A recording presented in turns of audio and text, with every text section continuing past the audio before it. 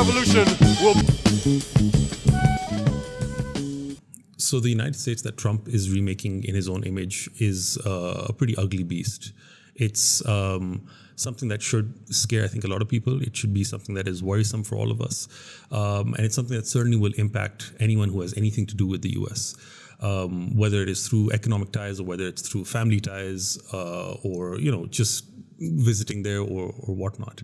The U.S. is rapidly, drastically changing. And it's not that, the U.S. was ever this utopia, this wonderful place to visit where everything was right. It has a dark underbelly. The poverty, the homelessness, all of those issues are there, mental health issues and whatnot.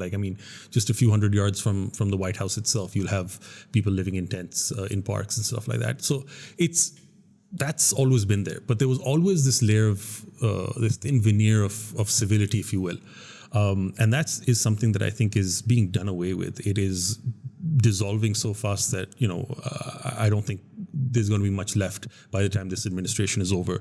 And, if you had to manifest this approach that is being taken, you would get, this character, Stephen Miller. And I don't think he gets enough credit for the damage he's doing. He's this...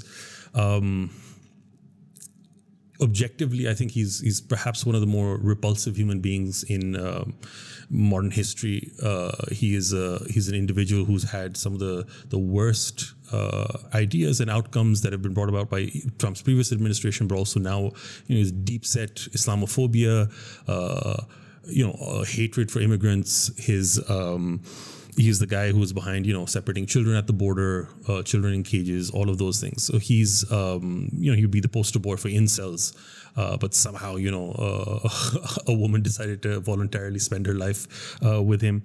Anyhow, this character is he's indicative and he's a sample of where Trump gets this. So Trump doesn't have a very big pool of resources to man, the many posts that the U.S. government requires, political appointees to be appointed to. So you have either the sycophants, right? These are people like the Cash Patels and all of those who are firmly, irrationally, I would say, in Trump's camp and supporting him regardless of the outcomes. Then what you have is, those who are willing to bend the knee, willing to bend the intellectual knee, willing to sell their intellectual integrity to be part of that. And I think there's a bunch of those that are part of this.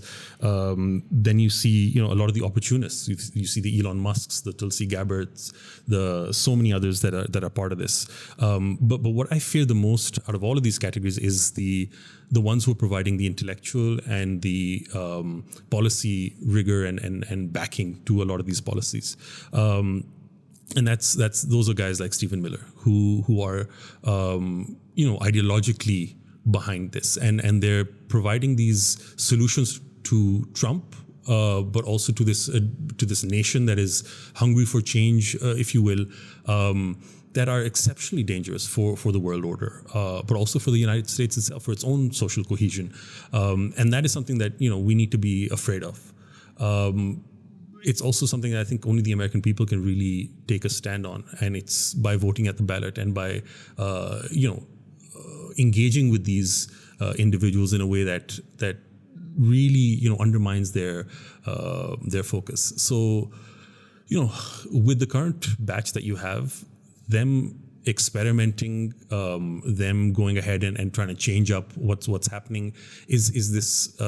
It seems scary now, but it's just only going to seem worse, I think, as we go down the road. The revolution will be live.